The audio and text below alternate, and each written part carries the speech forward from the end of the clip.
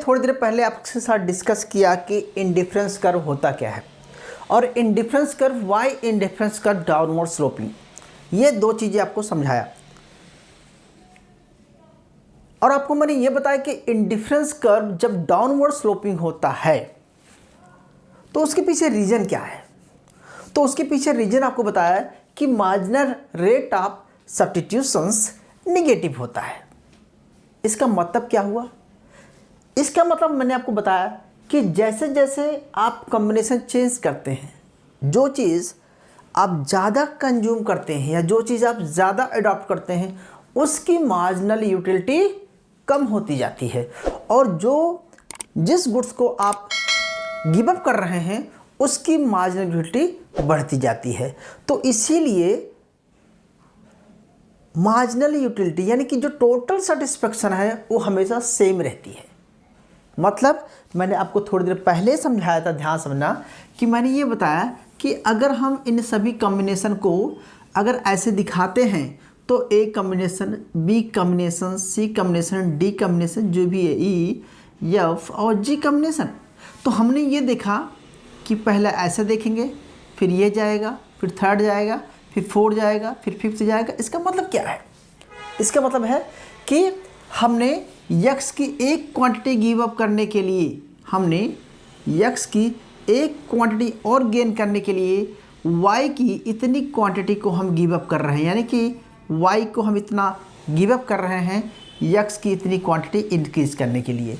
जैसा कि आपको बताया था कि हमने अगर 20 क्वांटिटी रिड्यूस तो 20 अडॉप्ट करने के लिए हमने 20 गिव अप किया। इसके बाद हमने अगेन 20 क्वांटिटी अडॉप्ट करने के लिए फिर 15 गिव अप किया। फिर हमने यहाँ पर देखा कि 12 गिव अप किया। तो ये गिव अप कैसे करता चला जा रहा है? तो यानी कि मतलब हमारा यहाँ था कि जैसे जैसे हम यक्स गुड्स को ज़्यादा कंज्यूम करते हैं, ठीक है, ठीक, उससे क्या होगा कि हमारी जो मार्जिनल यूटिलिटी है वो कम होती जाएगी, और जिस चीज़ को हम गिव अप करते जाते हैं उसकी मार्जिनल यूटिलिटी क्या होती है? बढ़ती जाती है। इसीलिए हमने आपको बताया कि इंडिफरेंस कर्व के सभी कॉम्बिनेशंस क्या दिखाते हैं? सेम सेटिस्फेक्शन दिखाते हैं। ये आपका क्लियर हुआ है। अब आपने मुझसे दूसरा पूछा था क्लास कि मार्जिनल रेट ऑफ सब्स्टिट्यूशंस ये निगेटिव क्यों होता है? वाई इज डाउनवर्ड स्लोपिंग, यानी कि हमने आपको बताया कि MRS XY is equal to, मतलब निगेटिव होता है, यानी कि इसका मतलब हुआ कि delta Y upon delta X. बताया आपको, क्योंकि एक्स को गेन करने के लिए वाई को गिव अप कर रहे हैं तो ये हमेशा निगेटिव होता है। या हम इसको ऐसे भी लिखे थे आप, MRS XY is equal to, अगर हम इसको वाई एक्स कर देंगे क्लास तो delta Y upon delta X, यानी कि वाई की क्वांटिटी इंक्रीज करने के लिए आप एक्स को रिड्यूस करेंगे। तो दोनों के केसेस में क्या होगा कि आपकी जो टोटल यूटिलिटी है वो सेटिस्फेक्शन सेम रहेगी। अब इसी चीज़ को हमें ग्राफिकली कैसे दिखाना है और कैसे आपको प्रूव करना है कि ये आपको हम बताते हैं क्लास। तो मैं साथ के साथ नोट कर लेना। जैसा कि ये आपका कॉम्बिनेशन दिख रहा होगा, इस कॉम्बिनेशन के बाद हमने आपको दो चीज़ें और पढ़ाया था क्लास, वो ये था, चलो हम यहीं बना देते हैं ग्राफिकल, ठीक है। हमने आपको ऐसे पढ़ाया, ये इंडिफरेंस कर्व है। फिर मैंने आपको बताया कि इसको हम मान के चलो ये लेते हैं, इसका मतलब हुआ कि डेल्टा वाई डेल्टा एक्स। तो ये स्लोप क्या है? ए से बी पर आना, ये स्लोप ही है जिसे हम मार्जिनल रेट ऑफ सब्स्टिट्यूशन बोलते हैं। और फिर हमने बताया कि ये स्लोप गिरती जाती है। अगर यहाँ से दूसरे पे आएंगे तो क्या होगा कि सी पर, तो ये देखेंगे कि डेल्टा एक्स की एक और यूनिट एडैप्ट करने के लिए तो डेल्टा वाई की एक यूनिट को छोड़ना पड़ रहा है। तो हमारे कहने का मतलब है कि ए से बी पर, बी पे सी पे आने से ये देखिए ये जो गैप है ये कम होता जा रहा है। ये कम क्यों होता जा रहा है आपको मैं समझा चुका हूँ। अब मैं आपको बताता हूँ कि इसको कैसे निकालेंगे क्लास, क्योंकि आपको एग्जाम में पॉइंट ऑफ व्यू से लिखना है। तो आप लिख लीजिए कैसे लिखेंगे class. Slope of indifference curve, note कर देता हूँ, लिखिए slope of indifference curve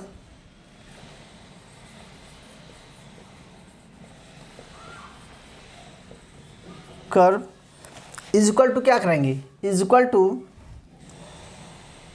dy upon dx, मतलब change in y upon change in x लिखेंगे, इसको निगेटिव लगाएंगे, ठीक है। और इसी को लिखते हैं हम क्लास MRS XY, मतलब कि x को अडॉप्ट करने के लिए y को आप गिव अप कर रहे हैं। आपको हमेशा ऐसे लिखना है, याद रखना, आपको इसी तरह से लिखना है। फिर आपको मैंने दो चीज़ बताया था क्लास कि अब हम बात करते हैं टोटल यूटिलिटी की। लिखे total utility function. Total utility function, यहाँ पर क्लास आपके पास दो गुड्स है, x और y, टू गुड्स है। तो हमने सिंगल गुड्स के केस में पढ़ चुके हैं ऑर्डिनल में। ऑर्डिनल में हम पढ़ेंगे, क्या लिखेंगे आप इसको कि utility is equal to function of total utility, two goods का फंक्शन है, जिससे हम लिखेंगे, मान के चलो बहुत सारी क्वांटिटी है, जैसे हम x1, x2, x3, x4, x तो यहाँ पर क्या था क्लास हमारे सामने, बहुत सारी कमोडिटी थी अगर हम एक गुड्स को ज़्यादा कंज्यूम करते हैं तो, ठीक है। और फिर हम लिखते थे बराबर के का मतलब यहाँ पर कांस्टेंट होता था, के का मतलब यहाँ पर कांस्टेंट होता था, मतलब वहाँ पर टोटल यूटिलिटी, ठीक है। अब हम बात करते हैं, जब हम इसको टू गुड्स के केस में बात कर रहे हैं, ये तो कॉर्डिनल थी, जब हम इसको टू गुड्स के केसेस से बात करेंगे तो हम कैसे लिखेंगे, तो हम लिखेंगे utility equal to function of, क्या लिखेंगे, x एंड y, ठीक है। हम टू ही लेते हैं, x एंड y के केस में लिखेंगे, तो x एंड y दो फंक्शन लिख दिया। तो क्लास हम इसको लिखेंगे, इस इक्वेशन को आप ऐसे लिखेंगे, utility equal to function of X Y, या इसको इक्वल टू कर देंगे के का मतलब है कांस्टेंट है। टोटल यूटिलिटी क्या है यहाँ पर, कांस्टेंट है। क्यों कांस्टेंट है, क्योंकि एक को गिव करेगा तो एक को गेन करेगा, तो इसकी वजह से टोटल यूटिलिटी कांस्टेंट रहती है, ये आपको बता चुका था। अब हम देखेंगे क्लास, इस चीज़ को आपको डेरिवेटिव निकालना है, तो डेरिवेटिव आपको निकालना आता होगा, उस तरह से कर लीजिए।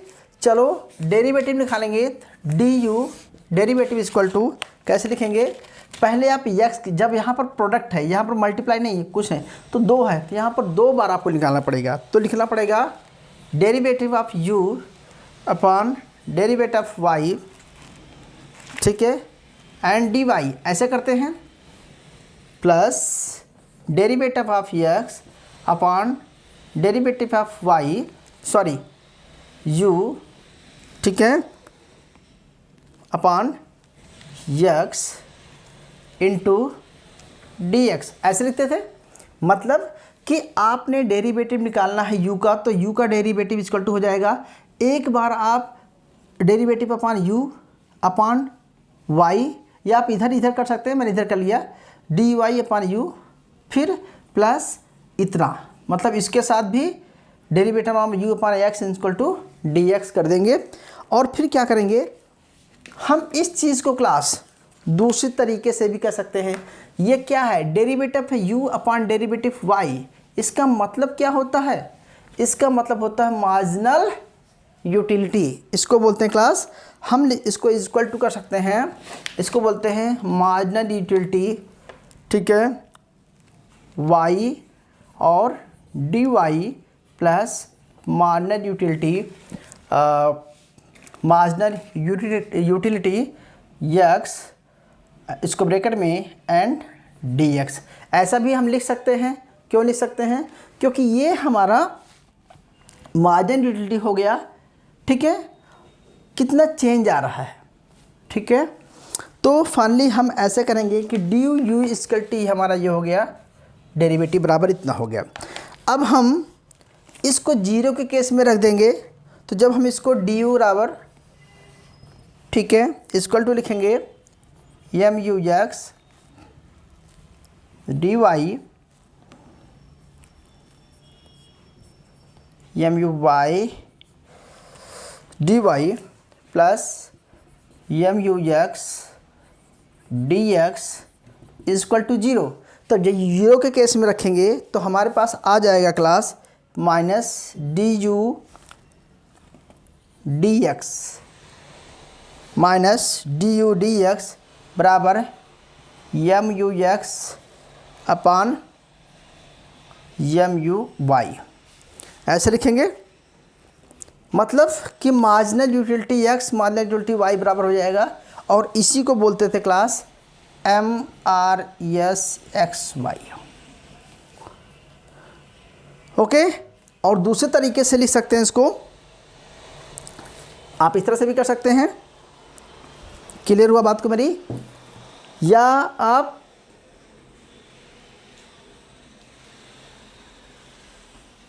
इसको उल्ट भी दे सकते हैं। तो डिपेंड करेगा क्लास कि ये कहना क्या चाह रहा है कि ये जो है आपका डेरिवेटिव है निगेटिव है, मतलब एम आर एस दिखाता है। मैंने आपको पिछली क्लास में पढ़ाया था, हम ऐसे लिखते थे कि M R S x Y equal to, ये क्या है, स्लोप है। तो एक्स को गिव अप करने के लिए वाई को गिव अप कर रहा है, तो डेल्टा एक्स, ऐसे लिख सकते हैं।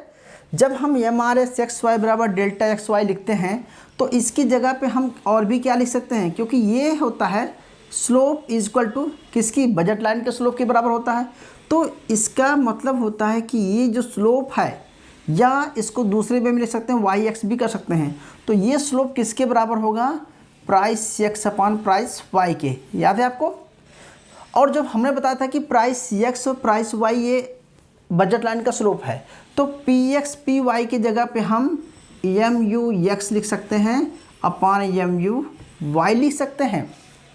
तो मेरा मतलब यहाँ पर कहने का है कि जब हमने ये निकाला M you X M you Y, तो हम कहेंगे कि एम आर एस को एक्स वाई को जो कि निगेटिव होता है M you x upon M you Y भी लिख सकते हैं।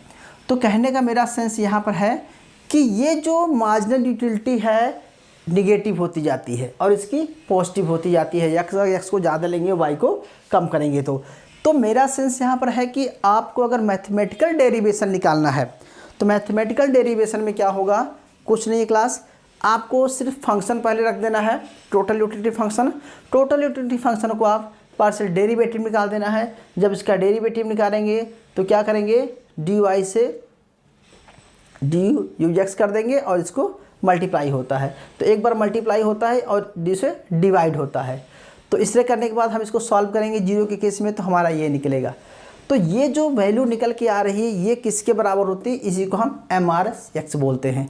तो मेरा सेंस यहाँ पर है कि marginal rate of substitution negative क्यों होता है। निगेटिव किस लिए होता है, क्योंकि क्या होता है कि ये डाउनवर्ड स्लोपिंग होता है। डाउनवर्ड स्लोपिंग क्यों होता है, क्योंकि यहाँ पर हमारा निगेटिव आता है। निगेटिव किस लिए आता है, क्योंकि जो चीज़ ज़्यादा कंज्यूम करते हैं उसकी मार्जिनल यूटिलिटी कम होती जाती है, और जो चीज़ कम हो जाता है उसकी मार्जिनल यूटिलिटी बढ़ती जाती है। तो इसीलिए indifference curve always show the constant satisfaction, but जैसे जैसे हम एक्स को ज़्यादा कंज्यूम करेंगे हमारी मार्जिनल यूटिलिटी क्या होती है, कम होती जाती है। एक्स की क्वांटिटी में वाई की बढ़ती जाती है, और वाई की बढ़ेगी तो एक्स की कम हो जाएगी। इसीलिए मार्जिनल रेट ऑफ सब्स्टिट्यूशन दिखाता है कि एक्स की जगह पे वाई की को हमने एक्स से जब सब्स्टिट्यूट करते हैं तो एक्स की वैल्यू घटती जाती है, वाई की वैल्यू बढ़ती जाती है। या हम वाई की जगह पे एक्स को सब्स्टिट्यूट करते हैं तो वाई लेते हैं तो एक्स की वैल्यू डिक्रीज हो जाती है, वाई की वैल्यूज बढ़ती जाती है। तो मैथमेटिकल भी समझ लिया थोड़ा सा आपने, और ये डायग्राम के पॉइंट ऑफ व्यू समझ लिया, और टेबल के पॉइंट ऑफ व्यू से समझ लिया। तो आई होप कि अब आपका ये क्लियर हुआ होगा कि M R S marginal rate of substitution कैसे निकालते हैं।